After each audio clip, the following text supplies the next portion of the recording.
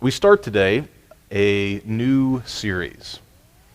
And on the front end of it, let me tell you, we're having some issues between my slides file and our worship computer. So there are going to be no slides today, no pretty pictures to amuse you.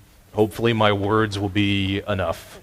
Let me tell you one of the things I hope that this series does before I explain a little more the rationale behind it. One of my practical hopes in this series is that it changes the way you interact with and read the Bible. That all of a sudden the Bible is not just going to make more sense, but is going to seem way more usable and applicable than perhaps you ever thought before. That it's going to have way more to do with your real life than perhaps you assumed. Now, to help explain the reason or the thinking behind this series, let me start here. There are people that you know right around you right now in your own lives who have struggling marriages. In fact, I may be describing you. You and your spouse may have really been struggling for quite a long time to get along, to love one another. That in the decades you've spent together, perhaps, things seem to have changed. You know people like that, right? Of course you do. You know parents who really struggle to parent their kids well and appropriately. Maybe it's because their kids are changing ages, and you know if you're a parent, as your kid ages, things change, and the way that you interact with them changes. And these parents are really struggling with their teenager or their preteen or their preschooler, and they don't know what to do. By the way, you may know kids and teens who struggle with their parents in the same way. Parents aren't perfect. You know in your life and also in the lives around you that there are all kinds of broken relationships. Relationships that are dysfunctional. Could be in the workplace between you and your boss, you and a coworker. Could be you on a school committee for your kids. Doesn't much matter where. But you get it that in your life you are surrounded by relationships that you're in that may not work in an optimum way, not as well as you would hope, right? And you're also aware that there are all kinds of people around you who struggle with emotional and mental weight. You might even say mental or emotional disorders. Things you could read right out of the DSM-4 or 5. It could even be you. Studies show that in any given calendar year, somewhere just over 26% of all American adults have a diagnosable mental disorder. Which means, guess what? It is some of us in the room. And let me go ahead and just tell you, depending on the year you would have asked, it would have been me that would have been on that list. It also makes me think that if it's 26% of all adults in any given year, that probably means that most, at least more than half, maybe 2/3 of American adults, maybe 3/4 of American adults in their lifetime are at some point going to struggle with what a psychologist would call a mental or emotional disorder, which means likely you too, right?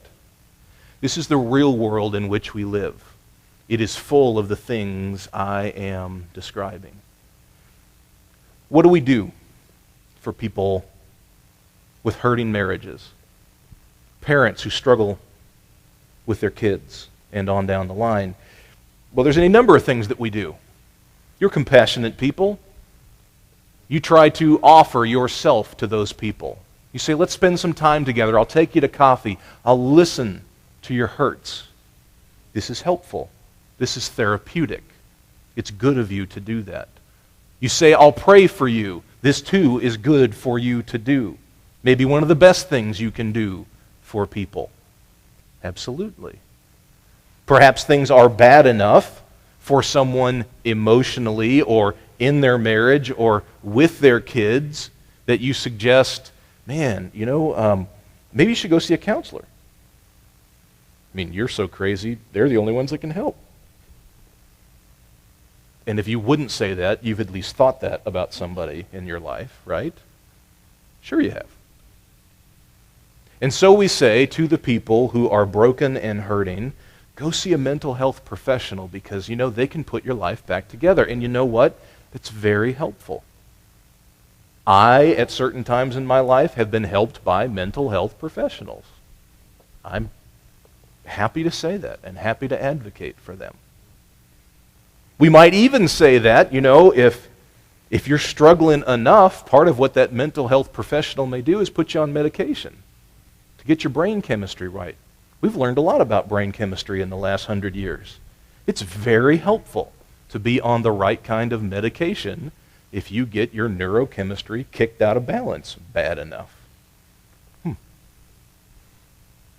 This is our way in America in 2013 of dealing with the kinds of issues I mentioned, right? I wonder how they do it in the Philippines, in Central Africa. I wonder how they do it in Central Asia. They don't have some of the tools that I mentioned to you. Do you think they can be less happy? A lot of Americans assume that, by the way. And do you know that studies have proven that actually the opposite is true? America is one of the least happy nations in the world. And there are reasons for that. What about other times? See, some of the things I described to you, like some of the disciplines of psychology and therapy or neurochemical medications, they've only been available to us for the last 100 years, in some cases the last 50 years. So let's say you were born in the 9th century in Germany. If you've got a bad marriage and your wife struggles with depression, are you just stuck? And there's nothing you can do about it. What do you think? I don't mean to poke holes in the normal American way to treat things, but actually I do. It's incomplete. And to help you see that, let me ask you another question. What kinds of people did Jesus interact with? So Jesus spent 3.5 years of his life doing what I said at the start of the service today, which was he wandered around and he worked miracles and he interacted with people and he taught. And it was exceedingly transformative for his world and the 2,000 years after. This is what he did. What kinds of people did he find? What kinds of people did he interact with? The same kinds of people that I was describing to you about 5 minutes ago in your life. That's who. It's no different. You know the people he came across? People with broken marriages. You know the people that he interacted with? Parents who couldn't figure out how to treat their teenagers well. And treat them part like kid, part like adult, and that whole rigmarole that goes into it. Yeah, those people were the people who heard Jesus and were changed by him. People who couldn't get along with their coworkers or their bosses. People whose lives were marked or littered with a history of dysfunctional relationships. Yeah, those are the people who found Jesus and listened to him. People who were sad and depressed. People who were anxious. In large part, in Jesus' day, he would have interacted with all kinds of poor people, supremely impoverished people. And there is a certain level of anxiety that comes with that. And these are the people who came to Jesus. These are the people that listened to Jesus. What did Jesus do for them? To my knowledge, Jesus did not have an MD. To my knowledge, Jesus could not write prescriptions.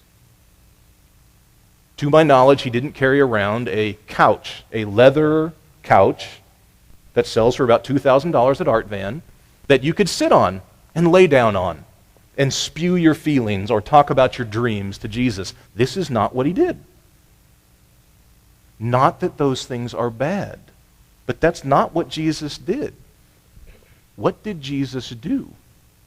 He taught them. And Jesus assumed that what he was teaching would change these specific things in their real lives. Jesus wasn't talking over their heads. Jesus wasn't just talking about heaven. Jesus wasn't just talking about their society at large. Jesus was talking about them and their real lives. And what he expected is that if they put into practice what he said in their real lives, it would change every different part of their real lives. This is how Jesus talked about the effect of his teaching in the Gospel of John. Listen to the connection between Jesus' words and the effect it's supposed to have on its listeners. This is John chapter 5, verse 24, Jesus speaking. "Very truly I tell you, whoever hears my words and believes in God who sent me to speak them has already entered into eternal life and shall not be judged, but has crossed over from death to life." One chapter later, John chapter 6, verse 63. "The Spirit of God gives life. Mere humanity counts for nothing. The words that I have spoken to you, these are full of spirit and life." A few verses later, when everyone around Jesus is leaving him because he's saying hard things to them, Peter, the disciple, says to Jesus at the end of John chapter 6, "Lord, to whom shall we go?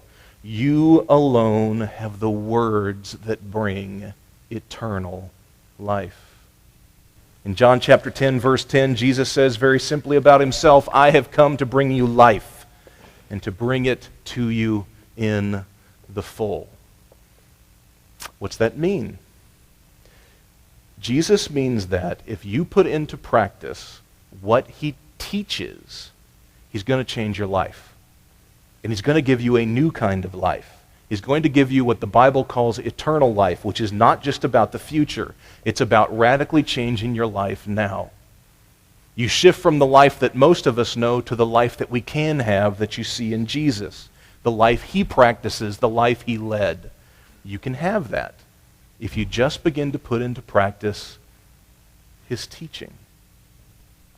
So, see, the common American way to deal with relational problems, the common American way for dealing with parental or marriage problems, the common American way for dealing with the emotional baggage that many of us on occasion feel is that it's missing a key ingredient.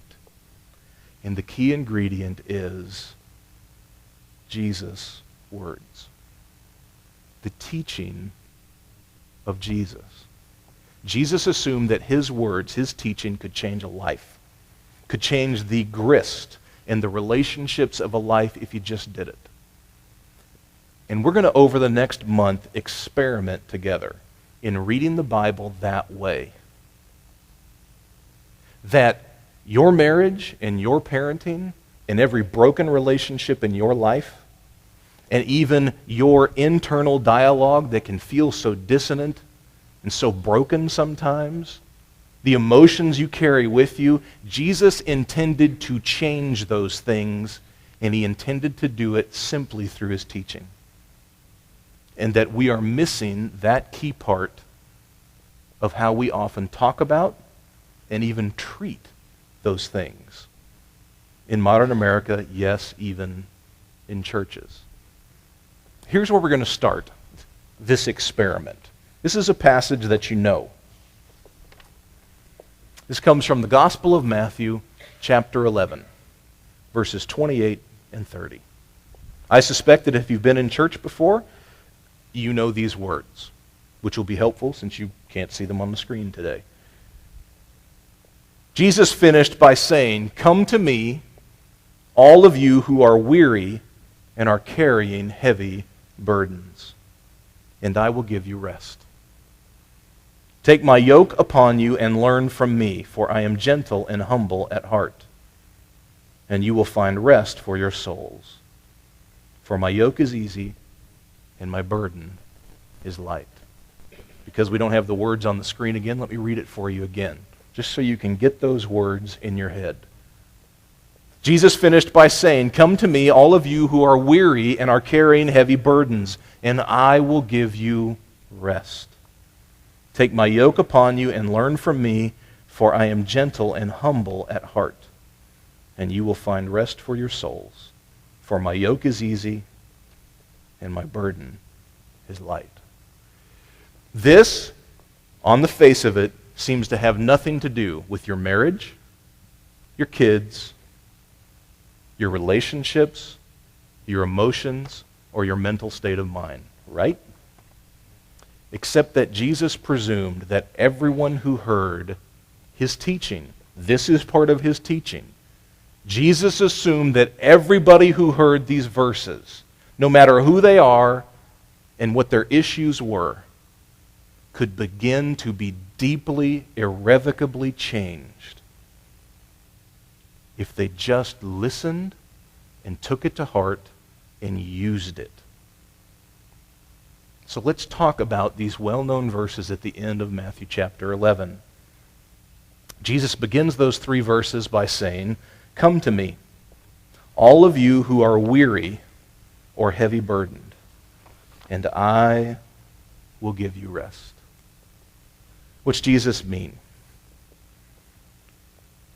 Jesus' people, the people listening to Jesus in Jesus' day, apparently are not any different than the people you know. They're not even that different than you yourself. They are weary and heavy burdened. And Jesus invites those who are weary and heavy burdened to come to him and find rest.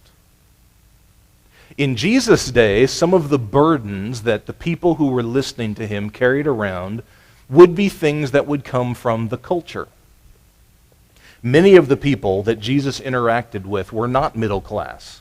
They were not upper class. They weren't even lower class. They were dirt poor. And in their culture, they had almost no hope of ever being anything other than that. And this was an anxiety, a worry, a fear that many of his listeners carried with them. Those are the burdens that Jesus is describing. That's how those verses would have been heard. They also lived in a culture where the predominant religion, this actually is the key feature of what Jesus means by burden. We know that by reading back through the earlier verses of Matthew 11. He's actually talking about religion more than he's talking about anything else. And the reason he's talking about religion is because in Jesus' day, the predominant form of religion of the people who were listening to him was a religion that was very petty, it was very small, it was very prescriptive, it cared a whole lot about small rules. And many of Jesus' listeners would have walked around day after day, week after week, mindful, intent on keeping all of these small rules to keep God happy and make other people happy with them. This was their life. You better believe it felt like a burden to them to live that way. By the way, there are times when, flash forward 20 centuries later, America's predominant religion, which in our case happens to be Christianity, affects people or is felt by other people in this very same way. They have the same reaction to it that those people back then would have. And Jesus says to these wearied, burdened people, "Come to me, and I will give you rest." Come to me, and I will give you rest. What's that make you think about the different parts of your life? Not just your life generically, but those specific parts that I mentioned before. Jesus is offering fantastic therapeutic advice right here at the end of Matthew chapter 11. What is it? Number one, there are burdens and there are tiresome parts of your life, and it is okay for you to admit that. It is okay for you to say, "I feel worn out. I'm exhausted.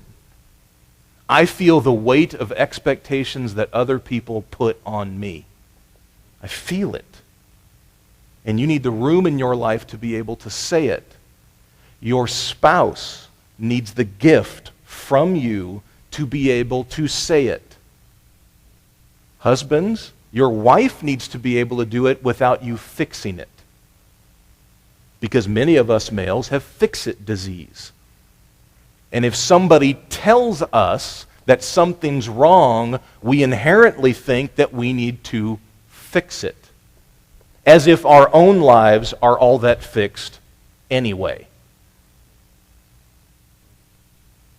It is okay, apparently, in the economy or the mind or perspective of Jesus, for us to own up to the fact that our lives are exhausting and they are burdened, and that this is what the world and culture around us does to us. It has all of these plans and burdens that it wants to put upon our back and bend us over at the waist until we cannot walk. This is what the culture is doing to your children. This is what the culture is doing to your spouse. This is what the culture is doing to your friends. Can you think of some of the ways that your friends and family are pressured from the outside by the culture around them? Oh, man, we can make a good list, right? If your kids go to a suburban school, guess what? They feel the pressure all the time to achieve and to be busy.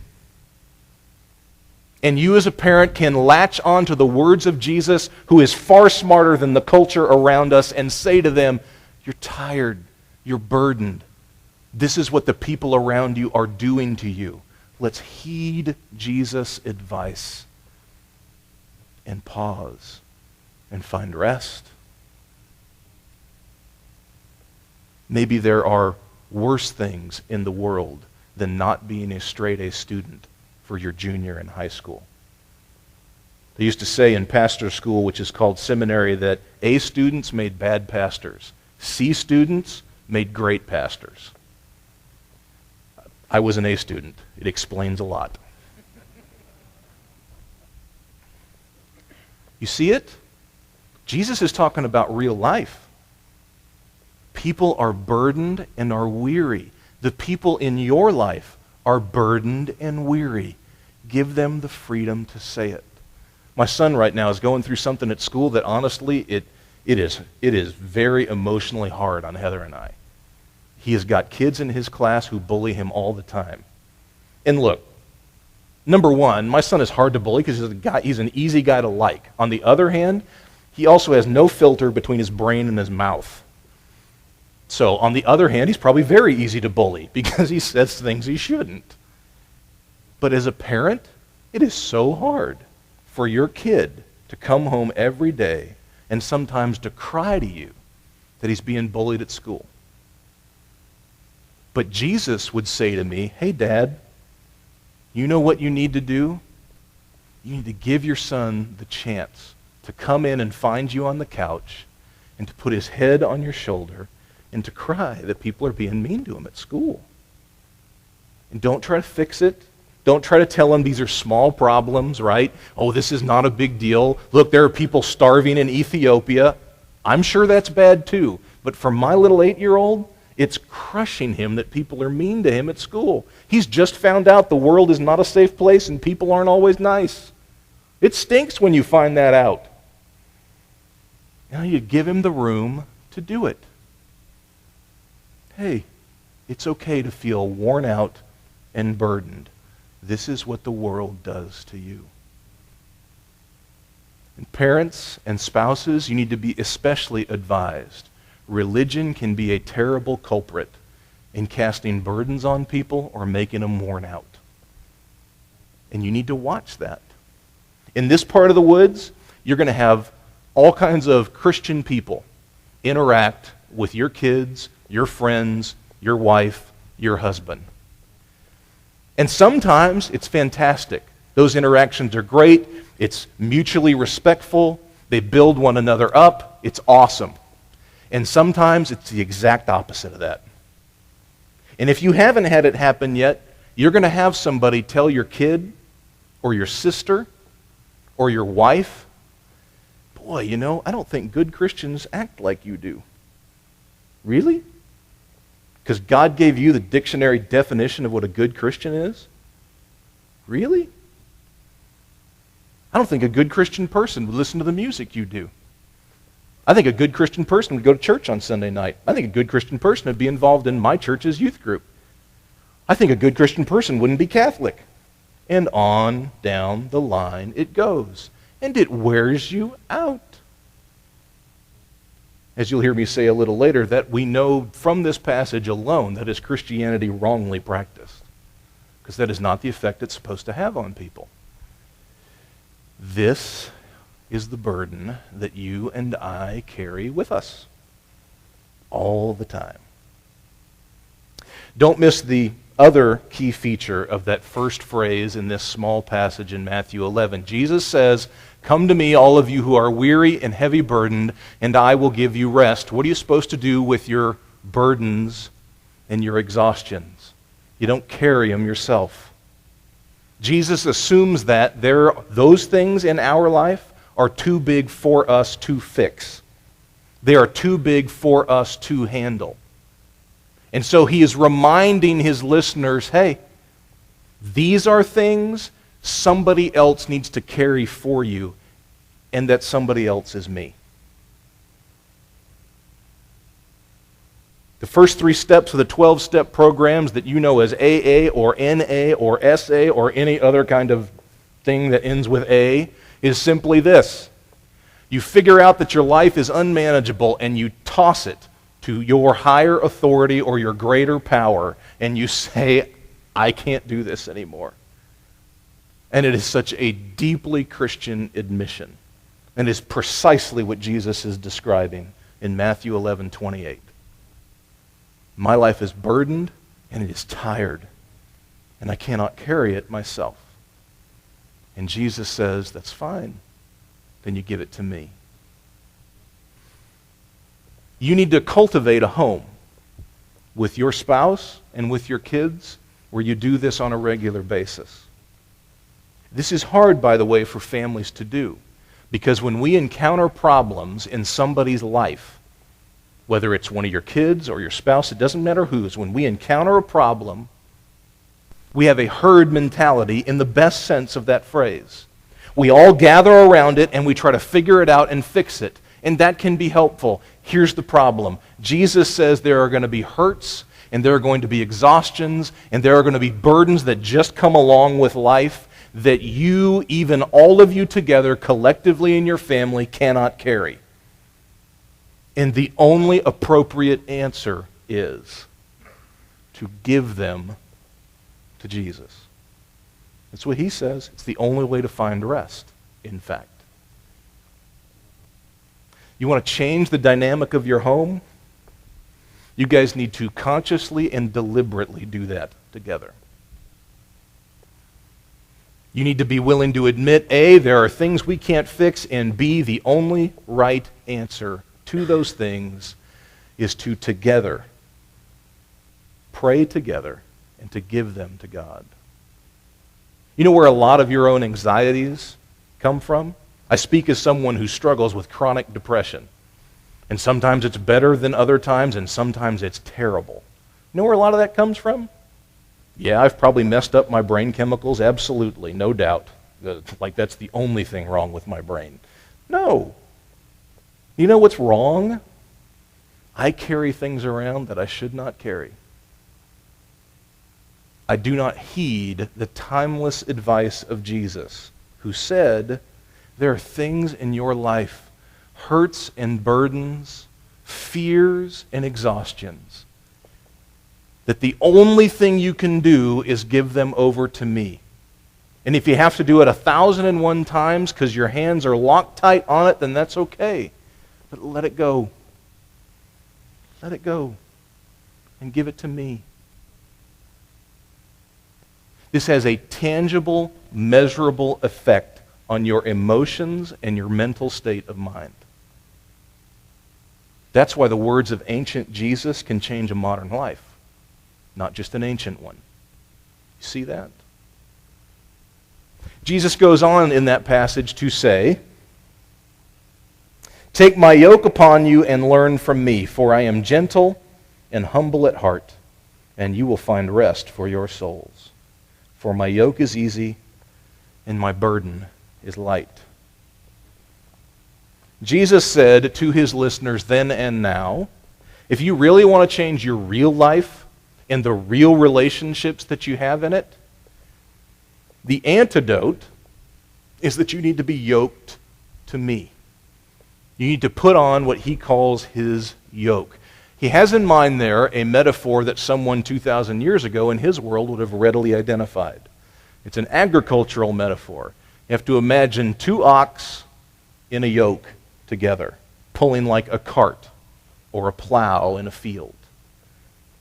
And Jesus has something even more specific in mind than that, which is when you had a young ox or donkey or cow that you needed to train how to be in a yoke, what you would do is put it in a yoke with a much more experienced animal, one that had been doing this a long time.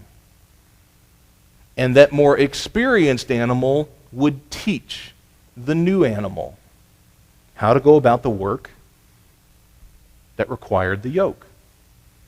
The older animal would teach the younger animal how to be in the yoke, how to make it work, how to start, how to stop, and on down the line.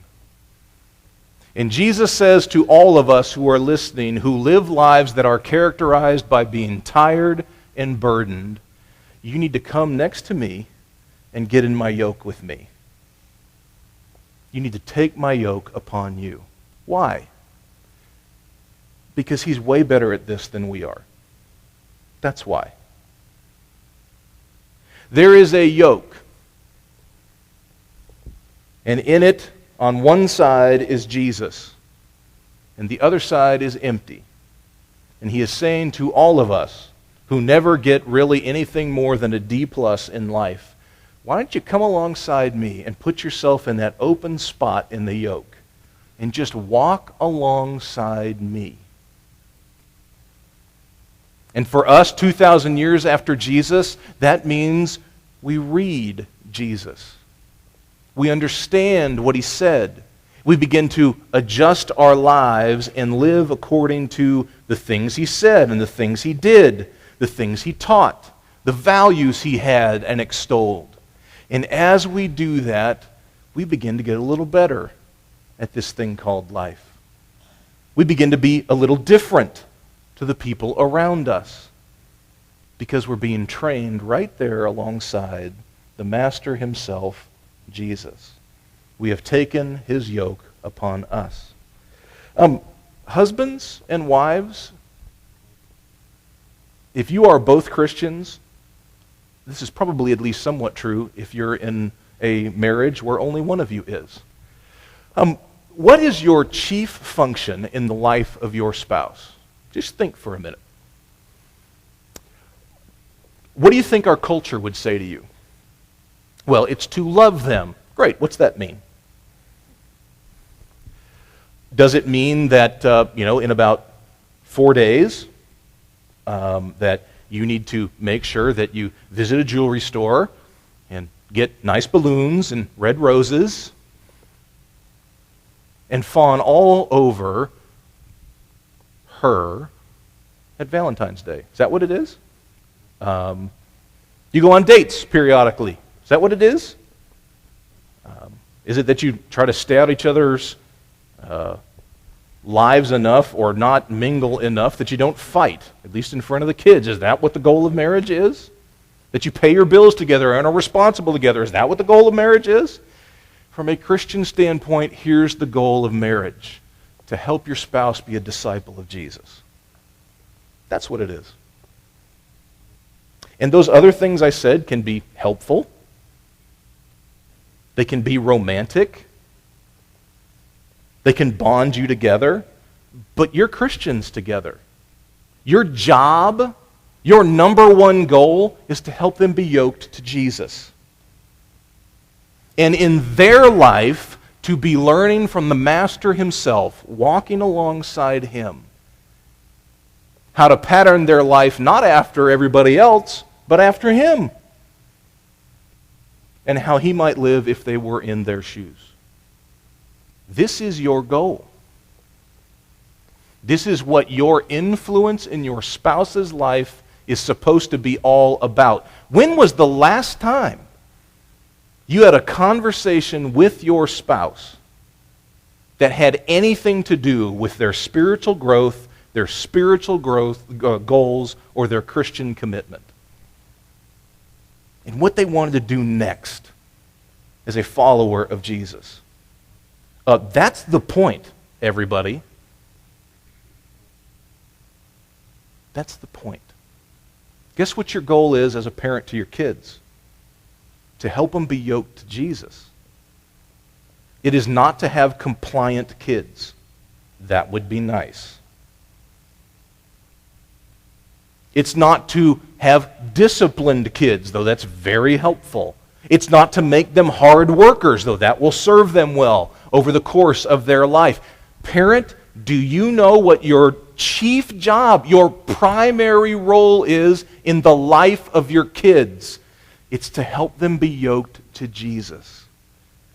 And at perhaps an earlier age than you, begin to learn to walk in the footsteps of Jesus, so that their life begins to look like him and less like the people around them, and they get better at this thing called life. That means when your daughter fights with the kids across the street and comes in and crying with tears running down her face and tells you how horrible these people are across the street, and that you're sure that, the worst possible family in the entire neighborhood just happened to move into the house across the street from you. How do you respond to that? Well, your response isn't, hey, you're right. They're terrible people. And we're so much better than them. I don't think Jesus would advise your kid to respond that way. How would you? Seems like an opportune moment to talk about things like forgiveness, grace, to work through whatever the problem was and how they can be responsible for their behavior, but they can't necessarily be responsible for somebody else's. All of a sudden, if you enter into that situation like that, you are helping your child be yoked to Jesus. And Jesus says if you do that long enough, they'll find rest in life. It's the only way. You're supposed to rub on your coworkers the same way. Your principal goal with your coworkers is not to have a nice time. It is not to be acquaintances. It's not to rub shoulders together at the Christmas party. It's to influence them for the sake of Jesus. That's it. Jesus says something else that I don't want you to miss in this passage that we all know and you thought had nothing to do with your marriage and your kids. He says about himself that I am gentle and I am humble at heart. And that's why we can trust him to be someone that we are yoked up with in life, whose example we follow, in whose footsteps we will follow. The reason he says we can do that is because he's gentle and he's humble at heart. I love that description of Jesus. I don't know about you. And the reason I like that description of Jesus is because I don't think that he's often presented that way. I think he's talked about in a lot of ways, many of which are accurate. But I don't know that we think of him that way. This kind-hearted, compassionate person who is the most gentle hand in the room. He's the guy who is the most humble. You might pay attention to him the least, not the most. This is how he describes himself. parents, spouses, what kind of Jesus are you presenting to your kids or your wife or your husband? Assuming that Jesus comes up at all, which I know that even in Christian homes doesn't happen sometimes, what's the impression that you leave about Jesus? What's the goal? Is what you want to raise up your kids to be tough, thick-skinned, calloused by the world around them, so that eventually they get to where no one can ever leave a mark on them, no matter what that person may attempt to do to them? Is that your goal? That they're a pull themselves up by their own bootstraps kind of person? Really? My impression is that the world would be a lot better if there were less of those kinds of people in it. And in fact, that doesn't look a lot like Jesus. Jesus was gentle. He was humble at heart. Maybe the better thing to do for your kids would be to say, you know what? As you walk through this world, as you fully engage the people around you, as you have friends, compatriots, and coworkers, you know what's going to happen? You're going to be exhausted, and you're going to be burdened, and it's going to hurt. And it's okay for you to admit that. And when it happens, we're going to do the one thing that Jesus told us to do. We're going to turn to Him and give those things to Him so that we can find true rest. What we're not going to do is act like it doesn't matter. Pretend like we're okay. No. I can't imagine as a parent a better description of the kinds of kids I hope someday I raise. That they will be gentle and humble at heart. That whatever their job someday, whatever their grade point average in high school, that what can be said of them is that they are kids of character. True Christian, Christ-like character. Quite frankly, being gentle and humble in the world takes far more strength than not. And if you don't believe that, you need to try. Best definition of gentleness I've ever heard is it is controlled strength. Because it takes far more strength to respond lightly, to not overreact, to allow yourself to be bruised than it ever did to do the opposite. Jesus said, "Come and take my yoke upon you." And the reason you can do it is you can trust me. I'm gentle. I'm humble at heart. These are the words of Jesus. I hope you're beginning to see that. If you just take the time to do it. I think Jesus was right about his words. That if you just listen to Jesus, you breathe in what he says, you digest them and think about them and pull them apart, all of a sudden there's life. Full life. Life like you've never had before. A different kind of life than anything you've ever seen or experienced. What he calls eternal life. Heavenly life. And that idea of new life has everything to do with the details of your life. All those things that you thought we don't deal with in church, all those things that you thought you had to go buy a book for, all those things that you thought you needed to attend a seminar to fix, all that may be helpful, but let's not forget maybe the most important piece of all. Listen to the words of Jesus. Make them your own. Shape your life after them. And I think he'd guarantee you your relationships, your marriage,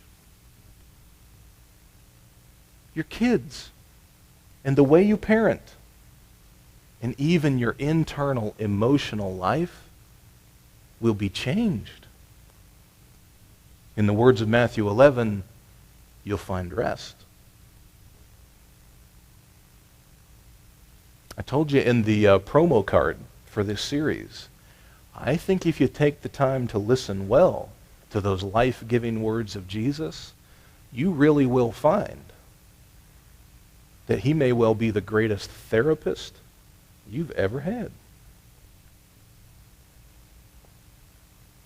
Would you pray with me?